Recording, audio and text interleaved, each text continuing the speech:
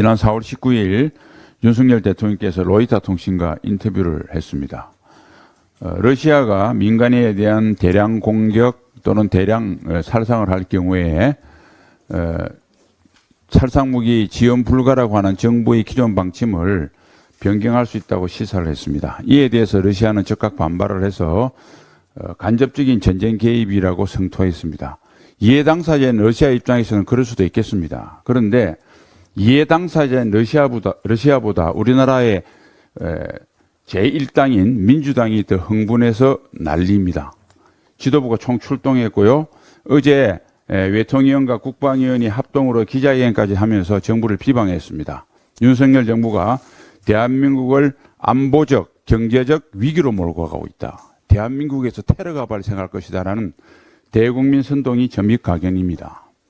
그리고 대만 해협에서 무력으로 현상 변경을 시도한 것은 반대한다고 하는 아주 당연한 대통령의 말씀에 대해서 논리를 비약해서 주한미군 기지가 대중전초기지가 된다는 망언도 서슴지 않았습니다. 민주당은 러시아보다 러시아를 더 걱정하고 중국보다 중국을 더 사랑하는 모양새입니다. 북한 대변인에 이제 벗어나서 러시아 중국 수석 대변인까지 하는 모양새입니다. 러시아 우크라이나 전쟁에 대해서 우리가 두 가지 본질적인 사실에 대해서 직시해야 합니다. 이 전쟁은 양국의 쌍방과실에 의해서 발발한 것이 아니라 러시아의 불법 침략에 의해서 발발했습니다.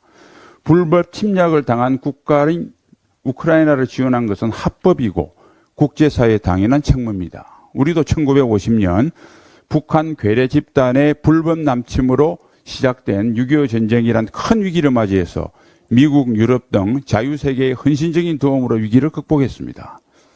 앞으로 절대 일어나서는 안 되겠지만 다시 김정은이 이 땅에 전쟁을 일으킨다면 그때 그 동맹국들이 대한민국을 위해서 달려올 것입니다.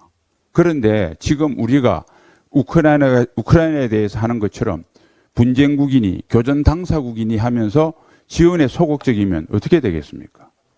인터뷰에서 밝힌 윤석열 대통령의 입장은 주는 것이 있어야 오는 게 있다고 하는 당연한 세상사의 이치를 원론적으로 말씀하신 것뿐입니다. 두 번째는 민간에 대한 대량 학살, 특히 제노사이드라고 하는 인종청소는 가장 최악의 반인권적인 범죄입니다.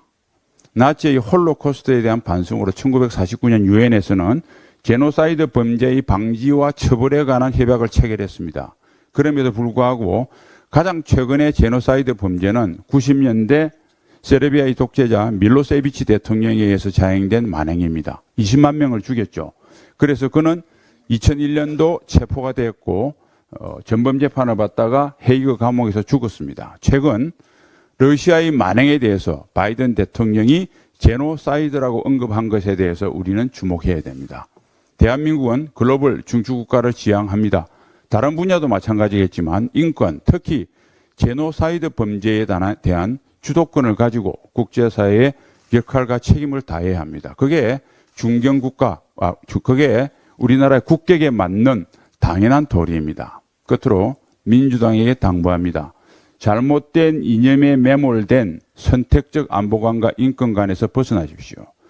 북한, 중국, 러시아의 눈이 아닌 대한민국의 눈으로 세상을 바라보십시오. 눈앞에 작은 정치적 이해에 매몰돼서 더 큰 국익을 훼손하는 민주당 고유의 악습의 악순환에서 벗어나십시오. 이상입니다.